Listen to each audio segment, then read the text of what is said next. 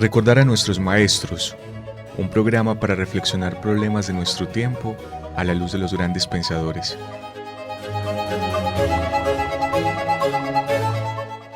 Dirección: Carlos Mario González, profesor de la Universidad Nacional de Colombia, sede Medellín.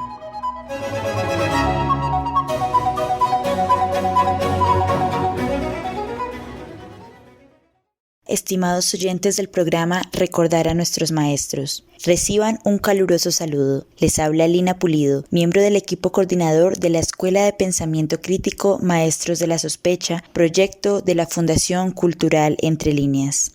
Este programa está dirigido por el profesor Carlos Mario González, a quien extendemos nuestro saludo y nuestra gratitud por ser quien nos abre la posibilidad y nos orienta en la realización de este espacio. Extendemos nuestra gratitud también a Jorgito Benjumea en la cabina de radio de la Universidad Nacional de Colombia, sede Medellín. Asimismo, agradecemos a la Fundación Confiar, a iLibros.com, Al Pie de la Letra y a la librería Café Umbral en la ciudad de Tunja. Y por supuesto, a ustedes, amables oyentes, quienes con su atenta escucha dan sentido a la realización de este programa. Esperamos que disfruten del espacio y que nos sigan acompañando todos los lunes a las 8:30 por este mismo canal. Agradecemos también a los miembros y coordinadores de la Escuela de Pensamiento Crítico Maestros de la Sospecha, quienes con sus participaciones cada semana hacen posible y enriquecen este espacio.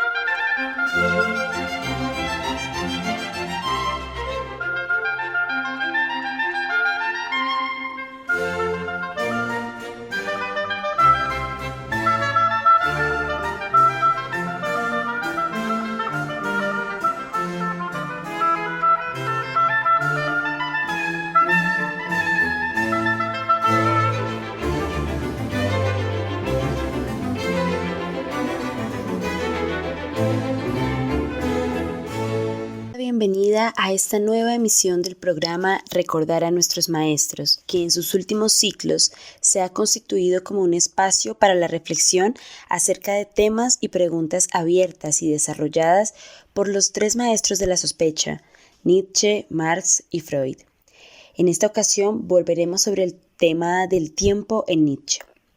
El último programa acerca de Nietzsche estuvo dirigido a pensar el tema de la memoria, la historia y el olvido en la obra del pensador alemán. Y recordábamos el llamado que hace Nietzsche a ser seres suprahistóricos, lo que significa superar la tentación de vivir por la historia y más bien convertirse en un ser para quien lo importante es responder a la pregunta de cómo y por qué se vive. Dice Nietzsche sobre ellos, sobre estos seres suprahistóricos: estos hombres tienen la mirada fija en el pasado que los empuja hacia el futuro, estimula su valor para medirse más tiempo con la vida, enciende en ellos la esperanza de que la justicia vendrá y de que la felicidad se encuentra detrás de una montaña que tendrá que escalar. El sentido de la existencia sale a la luz en el transcurso del proceso. Se mira hacia atrás para comprender el presente y aprender a desear el futuro. Esta última y bella cita que acabo de referenciar aparece en la segunda intempestiva de Nietzsche.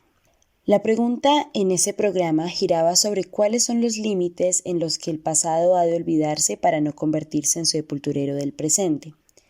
A estos límites Nietzsche los denominará grado de fuerza plástica, que sería la fuerza de un hombre, un pueblo o una cultura para poder transformar y asimilar lo pasado, para sanar las heridas, para reemplazar lo perdido, para regenerar las formas destruidas.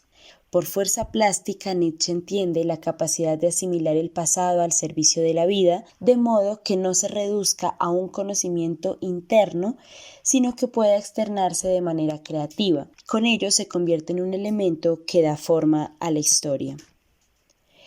Esto nos permite entonces avanzar la reflexión que dejamos en ese programa anterior para en el programa del día de hoy pensar sobre eso que Nietzsche llama el futuro o el devenir, que se construye entonces sobre la base de un pensamiento histórico constituido por una mezcla de memoria y de olvido, es decir, por esa mezcla entre aquello que debe permanecer, que debe ser recordado y que es valioso para seguir creando y construyendo futuro, y aquello que también debe ser dejado en el pasado para que no se convierta en un peso que impida el avance en el tiempo.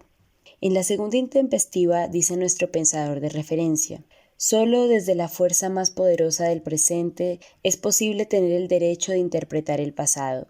Solo a través del máximo esfuerzo de vuestras propiedades más nobles adivinaréis lo que es digno de saberse del pasado, lo que es digno de ser conservado, lo que es grande. El auténtico historiador debe poseer la fuerza de volver a formular lo ya conocido como algo nunca antes visto y anunciar lo general de una manera tan sencilla y profunda que haga pasar lo profundo como simple y lo simple como profundo. La pregunta entonces que se nos hace en este presente es si tenemos hoy oídos para Nietzsche, si aún es posible oír al superhombre del pasado mañana, como se denominaba Nietzsche a sí mismo en algunos textos, en medio del ruido del presente, si todavía tiene alguna relevancia su crítica de la modernidad. Para esto, me pareció muy pertinente volver sobre el artículo de Stephen Sepke que se denomina Hacia una biopolítica del futuro, Nietzsche contra el presente. En este artículo, este académico considera que la respuesta a estas preguntas es fundamental para reflexionar sobre nuestro tiempo y que el concepto de Nietzsche de un futuro intempestivo es todavía muy actual y nos convoca a filosofar con un martillo, partiendo de que el futuro solamente puede surgir de una crítica del presente que consiga escapar de sus condiciones contemporáneas para reafirmar el horizonte inhumano e invariable del devenir de la vida. En este punto resulta fundamental recordar la importancia que tiene para la filosofía nietzscheana la necesidad de encarar la vida como una mezcla y la lucha entre la búsqueda de la plenitud de la existencia y la conciencia de que dicha existencia también estará siempre habitada por la posibilidad de la fatalidad. La idea del futuro debe estar siempre acompañada de esa conciencia, y en ella se refuerza la idea del temple de la voluntad en el sufrimiento para la mejor apreciación del disfrute de la vida. Es decir, Nietzsche nos invita a hacer conciencia sobre los contrastes y sobre el hecho de que es en esos contrastes, entre esos momentos de inmensa felicidad y también de la fatalidad, donde nos es posible también medir el temple de nuestra voluntad para vivir. Por esto el filósofo no da a la fatalidad el sentido que usualmente tiene esta palabra, como algo que es inevitable y casi siempre pesaroso, sino más bien como aquello que, por formar parte del mundo, como el odio, el amor, el dolor, la felicidad, vamos a experimentar siquiera una vez en la vida necesariamente, y es esa una realidad ineludible para todos nosotros. En textos como La Gaia Ciencia y El Exe Homo, Nietzsche explora la noción de amor fati, amor al destino, y afirma que, abro comillas, mi fórmula para expresar la grandeza en el hombre es el amor fati, ese amor al destino, el no querer que nada sea distinto, ni en el pasado, ni en el futuro, ni por toda la eternidad. No solo soportar lo necesario y aún menos disimularlo, sino amarlo. Es necesario entonces, para construir futuro, trazar el puente que nos permite unir la fatalidad de la vida en el mundo con el amor que podemos dedicarle no a la fatalidad, sino a nuestra propia vida. Nietzsche nos enseña a amar la vida, que en sí misma no podemos cambiar, porque ella es nuestra y es a la que damos cuerpo e historia con nuestros actos cotidianos, pero que en otros sentidos sí podemos transformar en función del lugar desde donde nos coloquemos respecto a ella. Es decir, no podemos para Nietzsche modificar el destino, pero podemos modificar la forma en la que nos situamos cada uno frente a ese destino. En la segunda intempestiva agrega otro elemento a la fórmula de construcción del futuro. Dice que la historia es construida por el hombre experimentado y reflexivo. Quien carezca de una experiencia superior y más vasta que los demás no podrá saber interpretar el pasado, pues este siempre es un oráculo. Solo como arquitectos del futuro y como conocedores del presente podréis comprenderlo. nos dice Nietzsche. Más adelante, en este mismo texto nos dice, solo el que construye el futuro tiene derecho a juzgar el pasado, mirando hacia adelante, marcando una gran meta. Así dominaréis al mismo tiempo ese desbordante impulso analítico que devasta vuestro presente e imposibilita cualquier tranquilidad, cualquier pacífico crecimiento y maduración. Retomando al académico Stephen Sepke, podemos decir, y abro comillas, que si el destino del futuro o el destino del devenir en sí radica en su encarnación, nuestro desafío no es tanto pensar el futuro, sino más bien producirlo. Producir con sensaciones intempestivas que escapen a nuestro tiempo, pero que al hacerlo rompan su continuidad y hagan explotar su autoevidencia. En sus consideraciones intempestivas, Nietzsche se pregunta ¿cómo podemos dejar de ser humanos y convertirnos en dinamita? Dinamita como esos seres capaces de destruir su presente para construir sobre él el futuro. Y en el discurso de la superación de sí mismo, en Así habló Zaratustra, responderá a esa pregunta de cómo podemos dejar de ser seres humanos y convertirnos en dinamita, y afirma que este ser dinamita confronta nuestro tiempo con su alteridad, con su otredad, para producir una ruptura a través de la cual pueda fluir la inexhausta y fecunda voluntad de la vida. Cierro comillas. ¿Quiénes son entonces estos hombres que pueden ser la dinamita que permita liberar el terreno del pasado y el presente para la creación del futuro? ¿Quiénes pueden abrir esa brecha de posibilidades? En el prefacio del Anticristo, Nietzsche afirma que ese libro en particular pertenece a los menos. Tal vez todavía no viva ninguno de ellos. Tan solo el pasado mañana les pertenece. Algunos nacen de forma póstuma. Serán oídos nuevos para música nueva, ojos nuevos para lo más lejano, una conciencia nueva para las verdades que hasta ahora han permanecido mudas. Pues bien, esos son mis lectores predestinados, dice Nietzsche. ¿Qué importa el resto?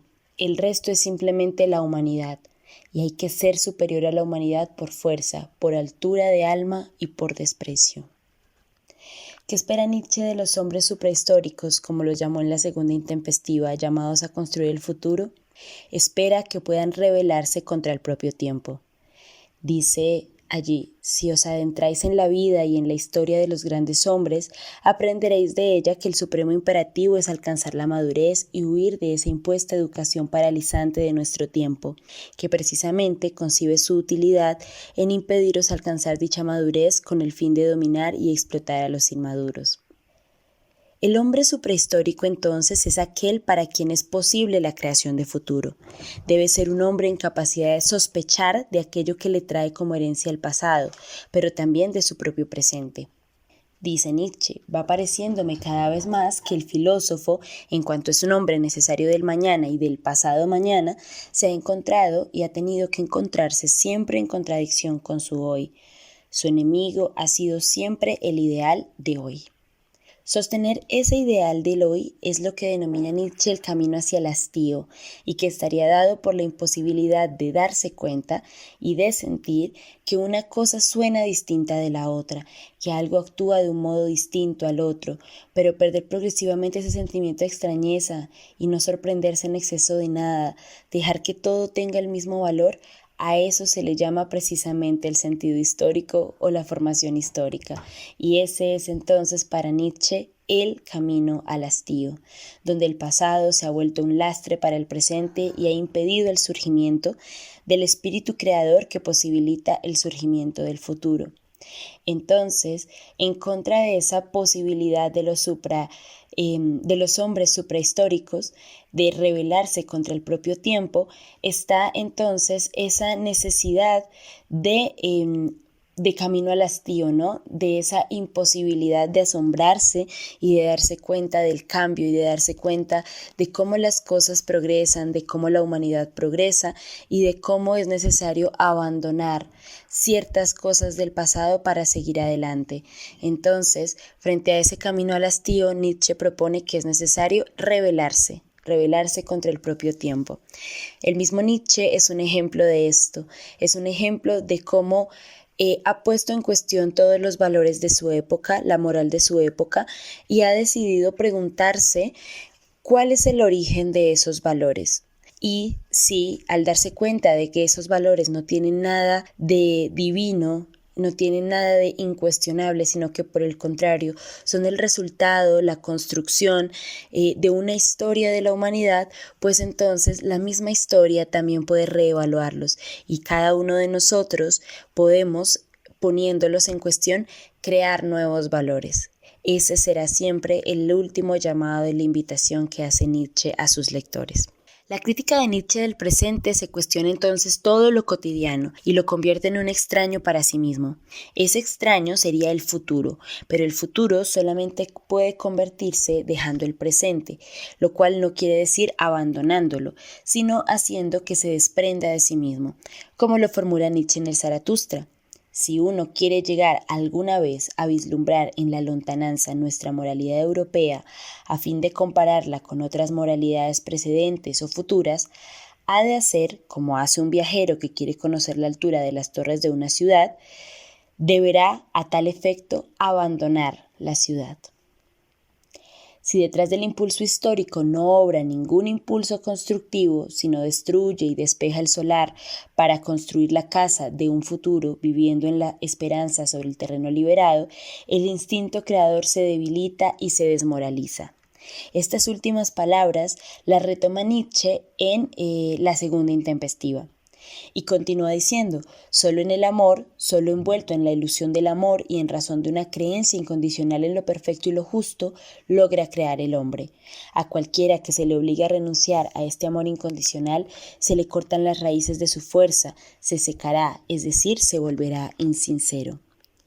Entonces, hablamos aquí de que ya Nietzsche plantea entonces que debe existir un amor y una creencia en lo perfecto y en lo justo y en la posibilidad de que los seres humanos podamos aspirar a eso perfecto y a eso justo.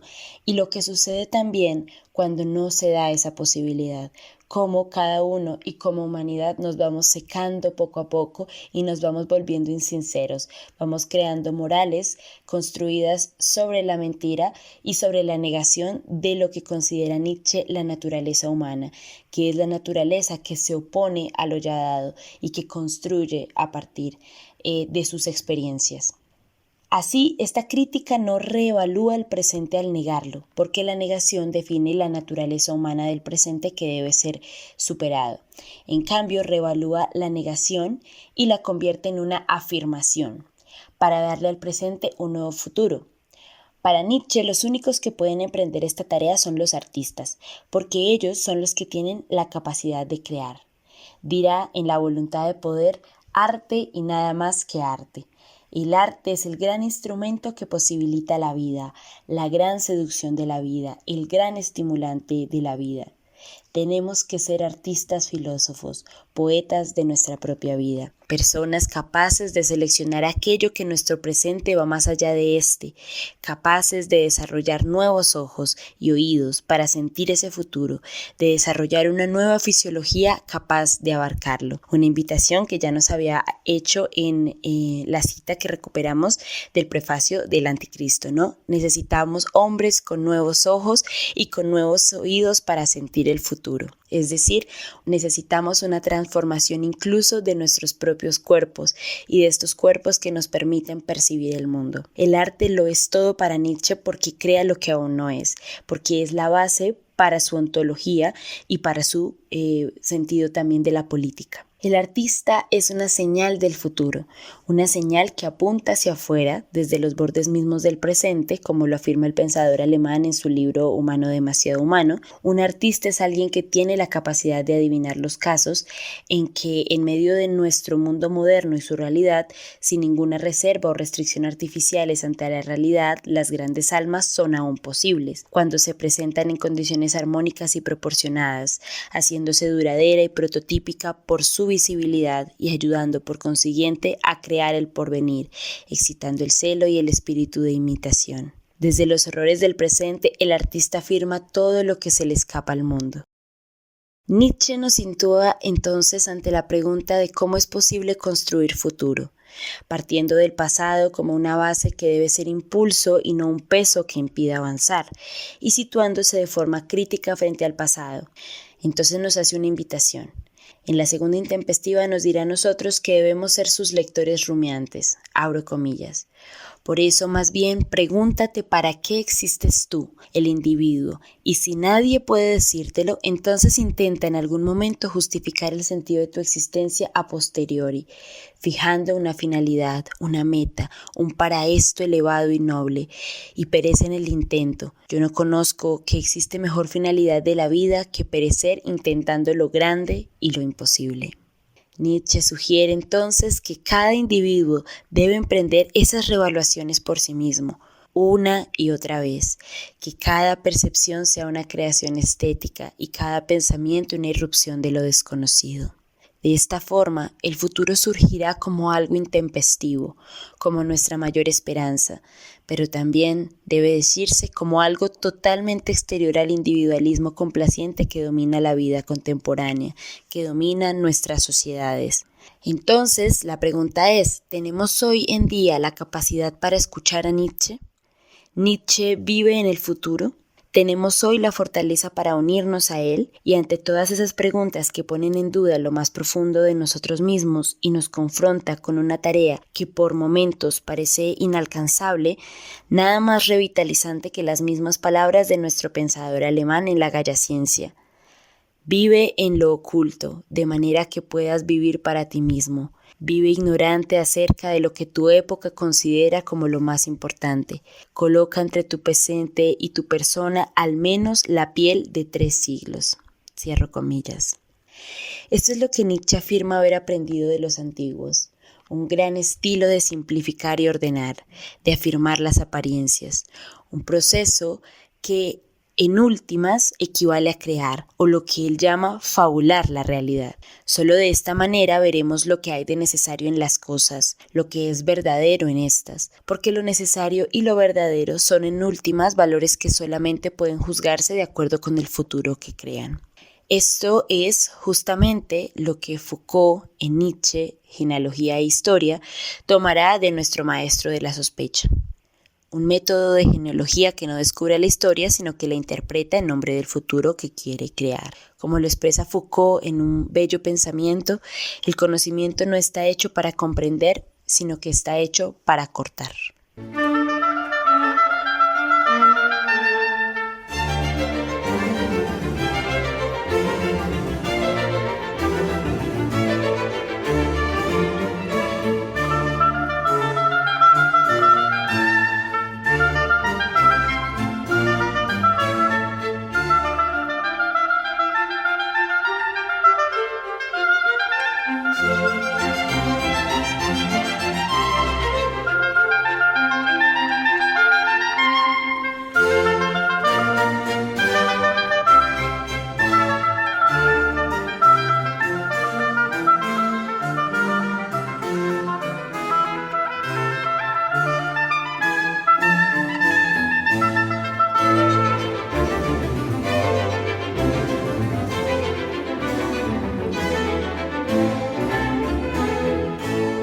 Para terminar, me gustaría compartir con ustedes, amables oyentes, una cita de Nietzsche en la segunda intempestiva que considero muy pertinente para continuar pensando sobre las preguntas y posibilidades que permite el pensador alemán acerca del futuro, del lugar del pasado y del presente en la construcción de futuros nuevos y en el lugar que cada uno está llamado a ocupar en los nuevos tiempos. Abro comillas. He aquí todo un símbolo para cualquier individuo como nosotros. Cada cual ha de organizar el caos que lleva dentro de sí para llegar a reflexionar sobre sus auténticas necesidades. Su honestidad, su carácter verídico y competente se tiene que oponer en algún momento que siempre y solamente repite al hablar, aprender y reproducir. Se empezará por fin a comprender que la cultura aún puede ser algo muy diferente a la decoración de la vida, es decir, en el fondo siempre ese continuo fingimiento e hipocresía, porque todo adorno oculta lo que adorna. De esta forma se revelará el concepto griego de cultura como una nueva y mejorada physis, sin interior ni exterior, sin fingimiento ni convencionalismo, la cultura como homogeneidad entre vida, pensamiento, apariencia y voluntad. Les agradecemos entonces, amables oyentes, por acompañarnos en esta nueva emisión del programa Recordar a nuestros maestros. Esperamos que continúen acompañándonos en los programas a venir, especialmente en este ciclo que hemos emprendido para pensar los maestros de la sospecha y para pensar alrededor de la poesía y de la literatura. Es importante darle las gracias a mis compañeros en la coordinación de la Escuela de Pensamiento Crítico Maestros de la Sospecha y a las personas que a ella se vinculan y que nos comparten sus reflexiones a propósito de los textos que estamos trabajando. Les deseo un excelente día y esperamos continuar contando con su presencia en este programa.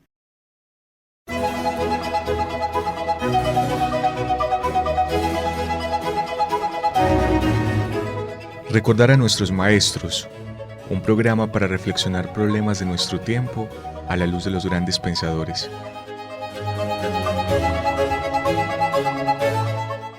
Dirección: Carlos Mario González, profesor de la Universidad Nacional de Colombia, sede Medellín.